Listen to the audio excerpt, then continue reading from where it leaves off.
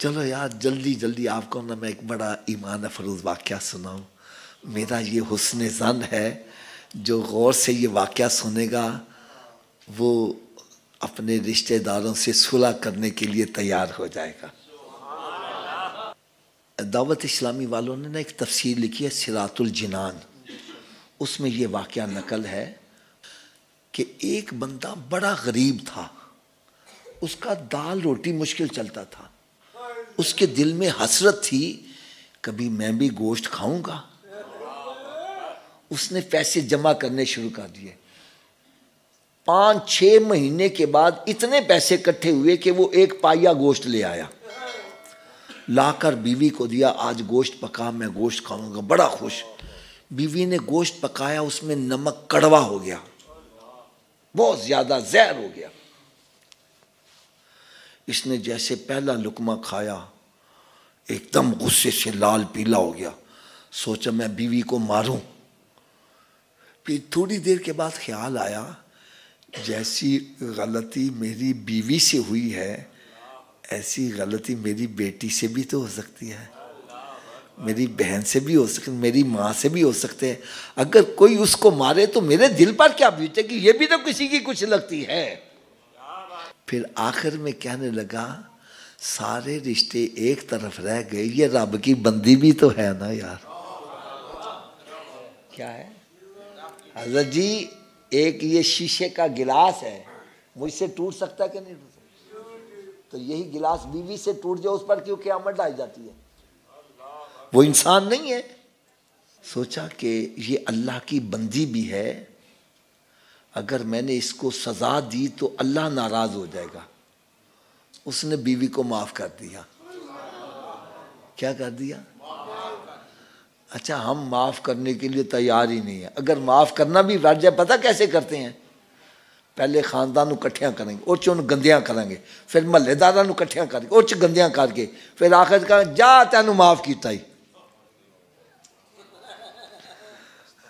इसने पता कैसे माफ किया? चुपके से गया, वो पूरी हांडी कड़वे गोश्त वाली उठा के ले आया, सारा कड़वा गोश्त कल्ला ही खा गया कि ये बच गया, किसी को पता चल जाएगा नमक ज्यादा पड़ा है।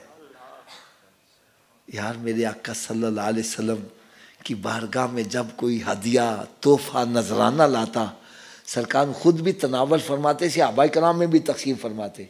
एक दिन माई आ गई, खीर पका के ले आई।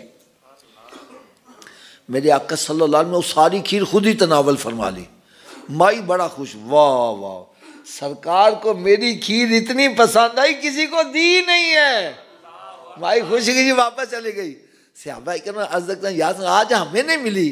फरमाया ये मीठे की जगह नमक डाल के ले आई थी, अगर मैं तुम्हें देता तुमने कहना कड़वी बड़ी है, माई का दिल टूट जाना था। मैंने माई का दिल रखने के लिए कड़वी सारी खुद ही खा ली है। यार कभी तूने भी अपनी बीवी की कड़वा सालन चुप करके खाया है? यहाँ तो वो छाबी जा रही है, वो चंगेर जा रही है, वो जनाब गालियां, बाप को गालियां, माँ को गालियां। हम चूरी खाने वाली हदीसों पर अमल करें, इस हदीस पर कौन अमल करेगा यार? ये हमारे लिए नहीं है। बहरहाल इसने सारा कड़वा गोश्त खुद ही खा गया। ना कोई पंचायत इकट्ठी की थी, ना महल्लेदारा ना रिश्तेदारा, किसी कन्नो कन खबर, बीवी को भी नहीं बतलाया। फिर कुछ अरसे के बाद उसका इंतकाल हो गया। कुल्लु नफ्सिन, फरिश्ते आ गए, आके नामा अमाल चेक किया, देखा पूरा नामा अमाल में कोई नेकी नहीं है। इसको यकीन हो गया मेरा ठिकाना दोज़ख है। रब ताला ने शाद फरमाया फरिश्तों एक दफ़ा फिर नज़र मार लो, शायद कोई नेकी नज़र आ जाए। फिर सारा चेकअप किया, या अल्लाह नेकी है ही कोई नहीं। फरमाया फरिश्तों तीसरी दफ़ा फिर देख लो। फिर चेक करके अर्ज़ करता या अल्लाह नेकी तो कोई नहीं, अलबत्ता एक मरतबा इसकी बीवी से नमक ज़्यादा पड़ गया था। तो इसने ये कहते हुए कि ये अल्लाह की बंदी है उसको माफ़ कर दिया था। रब ताला ने शाह फरमाया मैं इससे बड़ा माफ़ करने वाला हूँ, जाओ मैंने इसके सारे गुनाह माफ़ कर दिए। अरे क्या पता आज तू अपनी बहन को माफ कर दे, भाई को माफ कर दे, इसके सदके रब ताला तुझे भी माफ कर दे यार। मजेदारी तो ये है कि उनके पास चला जा, नहीं जा सकता फोन पे, बहन गलती तुझसे हुआ या मुझसे हुई, मैं अल्लाह की रजा के लिए माफ कर रहा हूँ, शबे बारात की रात आ रही है, मैं तुझसे सुलह करता हूँ। यार तुम सुलह करके देखो, बहन को फोन करके देखो, मैं कहता करोड़ों रुपया मिलने से तुझे वो सुकून नहीं मिलेगा जो बहन की ठंडी आवाज सुन के सुकून मिल जाएगा।